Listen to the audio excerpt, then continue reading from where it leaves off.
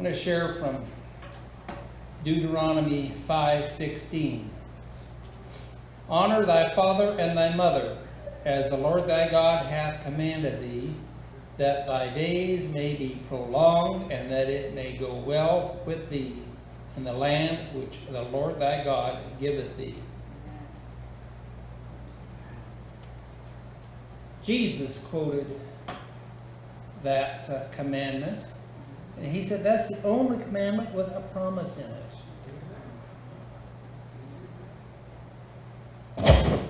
Excuse me. Usually, our mother is one of the most important people in our life, the most important people in the home.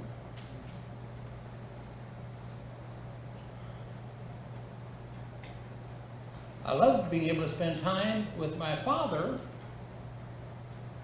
but most of my time as a child was spent with my mother. My father went to work, and I got to go along with him sometimes, but through the day when I wasn't at school, Mother was at home.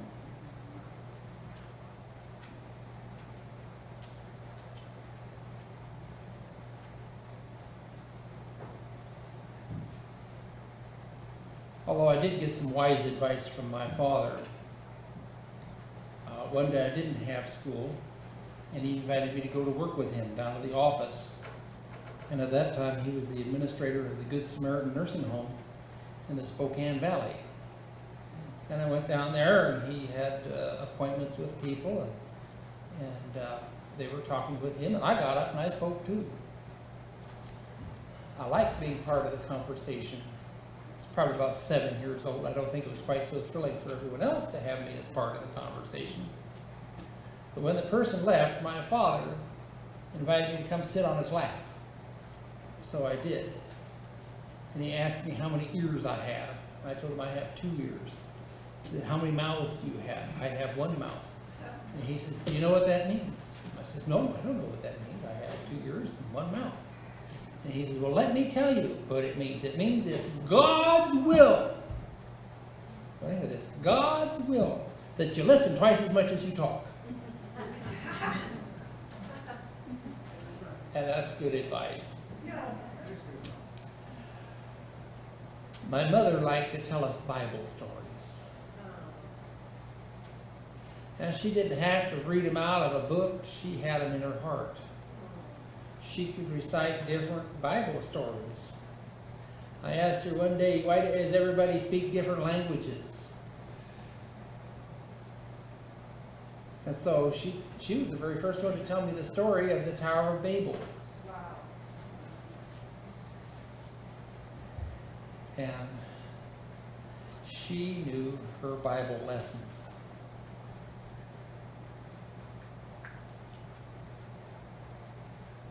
And we look at mothers in the Bible. Remember, Jesus had 12 disciples.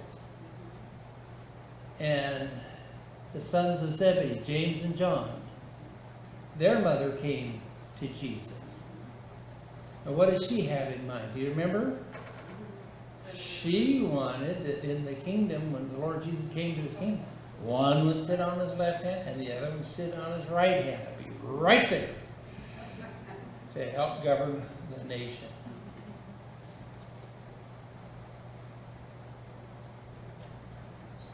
Sometimes you have interfering mothers like that. In Hollywood, they talk about the stage mothers. They would just assume they weren't there.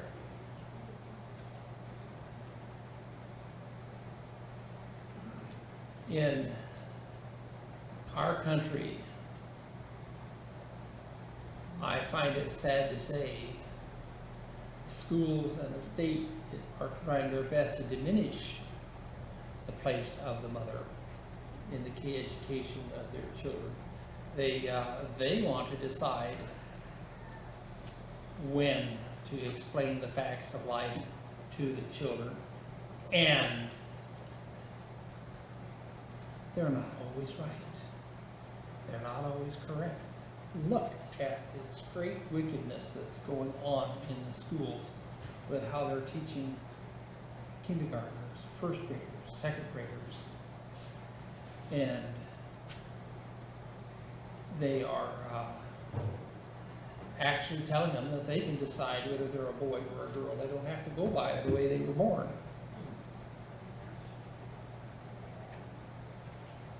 Teachers would have done that when I was in kindergarten or first grade or second grade. They'd have been run out of town.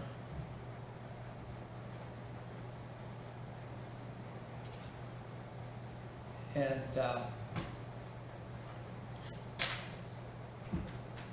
was reading in the paper yesterday about this third grade teacher that was arrested for molesting the kids in her class. It's gone too far. As Christians, we need to stand up and let the facts be known.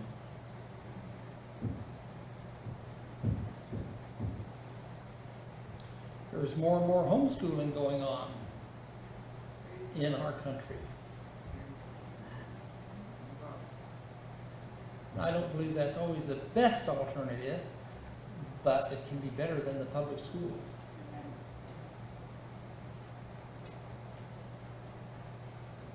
Mothers.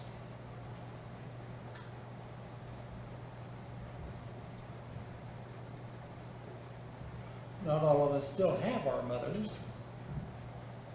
but you know what we still have? And we still have our mother's prayers with us. And we still have our mother's love with us, and we have our mother's examples and what they had to say. My mother had sayings, and I remember them.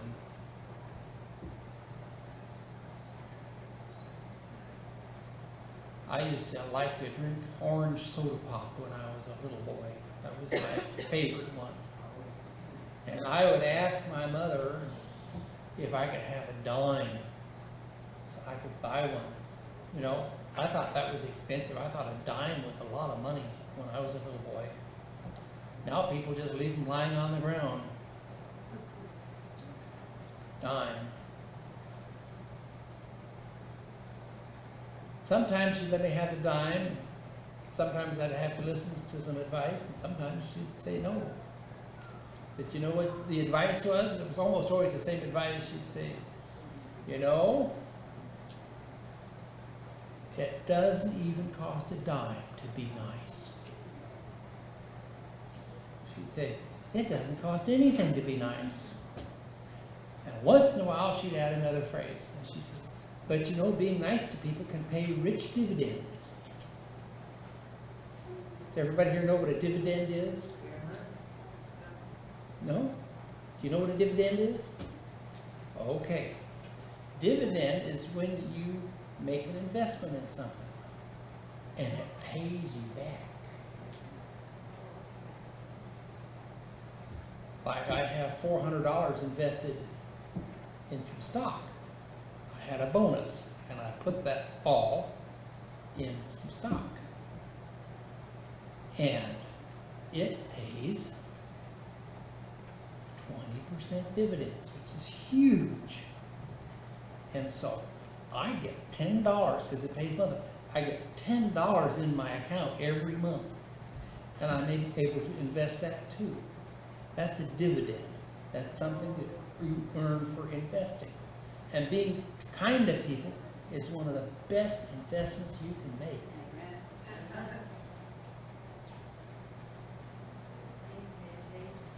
And it always pays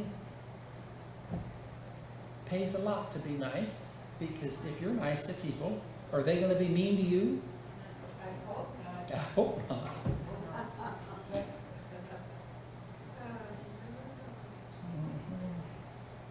Maybe I shouldn't tell this, but years and years ago, I was attending a church that had this mean old lady in it that told everybody stuff, and it wasn't nice to them. This one little 4-year-old girl, that mean old lady got after her about bringing her doll to church. You shouldn't bring a doll to church, and went on and on and on. And that little girl went up and just kicked her in the shin, just as hard as she could. And that lady screamed and yelled, and it hurt. I don't think she had that coming, but you know, I didn't feel so bad for her. Maybe I should have. But you know, we reap what we sow. Yes. And if we're going to be mean and nasty, that's what we're going to collect. Mean and nasty. Yes. And you know, when you're kind and good to someone who doesn't deserve it at all, you put a crack in that hard heart. And maybe Jesus can enter into that hard heart and soften it up. What did Jesus say? You have a heart of stone, but I'm going to take it out and I'm going to put in a heart of flesh. Amen. That's right.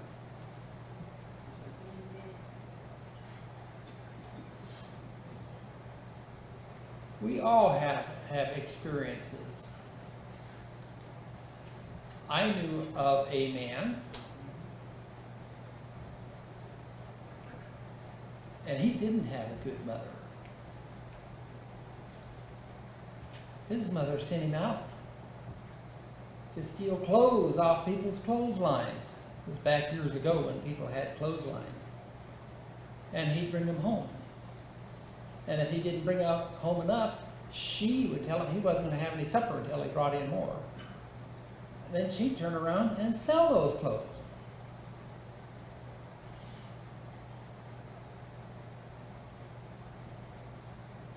And he grew up. What did he grow up to be? He grew up to be a thief. His mother taught him. We can be very grateful for having good mothers, for having peace in the home, and for the mother being a good example in the home.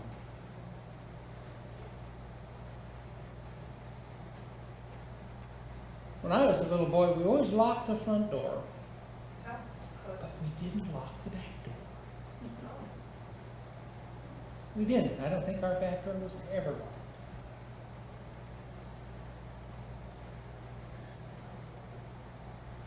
And I asked my mother why we locked the front door. And she says, well, people aren't very likely to go to the back of the house. But if they're going to try to get in, that locked door keeps honest people honest. And if it's unlocked and they open the door and we're not there, well, they might steal something that they wouldn't have stolen. And we are helping them to give into a weakness they may have. My mother also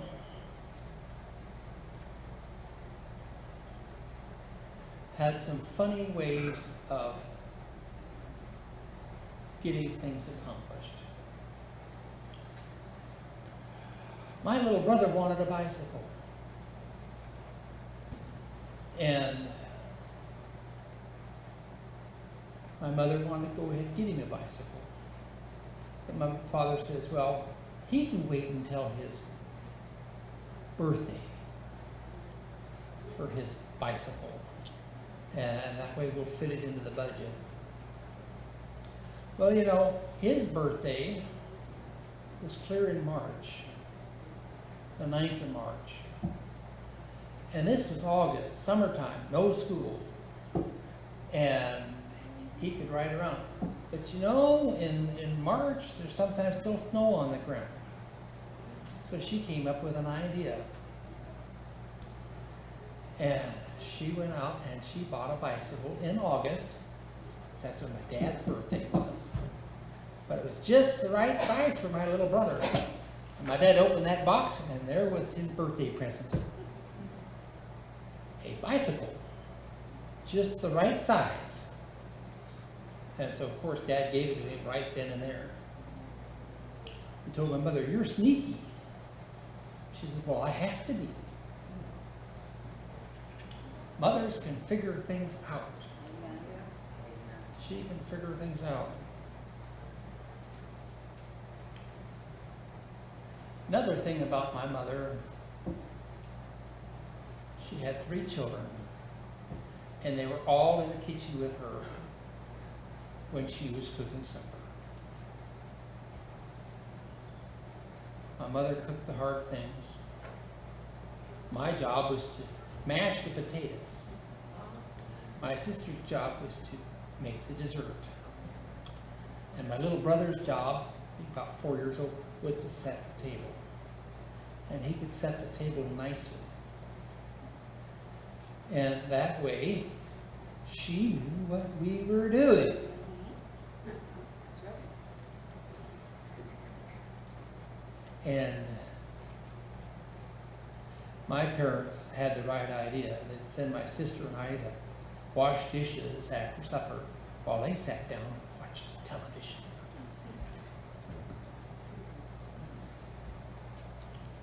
A lot of people, it's the other way around. But think about all the wonderful things your mother did. Oh, yeah. And I bet your mother kept track of what your favorite thing to eat was. And I bet it would show up on the table at least once or twice a week. You wouldn't have to wait for it. And my brother and I, we like to eat the frozen peas still frozen. And they tasted so much better than the ones cooked on the stove. And so whenever we had peas, my dad got cooked peas, my sister got cooked peas, my mother ate cooked peas. But my brother and I got a bowl of frozen peas, and we ate them right down. We didn't fuss at all.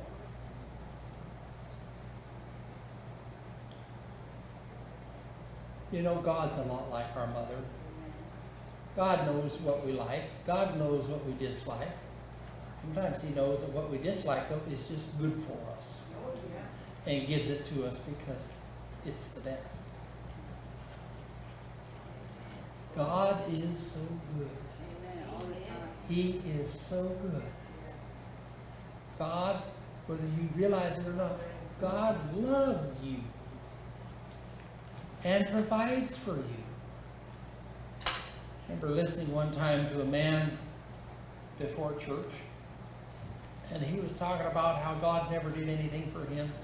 He worked hard all his life, and whatever he had, he worked for. And one of our deacons at that time, his name was Ernie Ford, walked up to him and said, "Shame on you." He says, "What do you mean? I worked hard all my life." And Ernie Ford said to him, "Who gave you the strength to work hard? Who kept you from getting sick? That's right. Who protected you from your enemies? Amen. Who made sure the bugs didn't eat you up?" He said a lot of things like that. But you know, a mother's love is almost like God's love. Oh, yes. There was this man, he had a big scar on his arm. He grew up in Florida. Alligator came out of the water and grabbed him by the shoulder. He had big scars on there. And he says, "You know, that alligator was tough when he grabbed me, but those scars shows how much my mother loved me more than the alligator wanted to eat me. Because she kept pulling and pulling and pulled me free."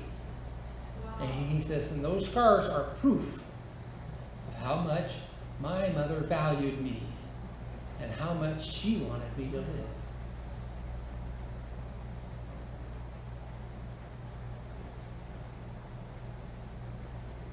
God is good. And you know,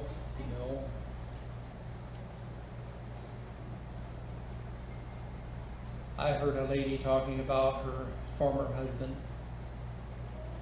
And she says, "I think the only thing keeping him alive is his mother's prayers." Because he kept getting older and getting older. And he was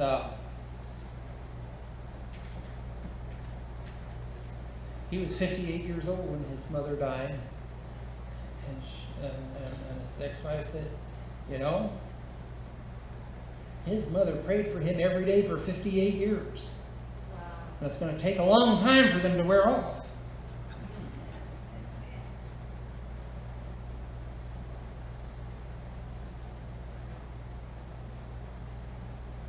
And it did. But a mother's prayer. I think God listens to the sincere mother's prayer. Oh, yes. And we need to be grateful for our mother's prayers. My mother's been gone for 45 years. Wow. But I think her prayers are still ascending to God. And they're in His memory. Even though she hasn't prayed for me for 45 years, I believe God is still listening to those prayers. The prayer of a righteous person avails much. And don't think that because you might be 80 years old and your mother's been gone for years, God's still listening. He still hears. They're still there. Prayers do not just go up and get heard by God once and they disappear. Those sincere prayers God listens to over and over again, and He doesn't get tired of hearing. Amen. So, thank you for listening. And at this time, we're going to sing the hymn of dedication, Love at Home. Amen. You want to join me, Dee, and we can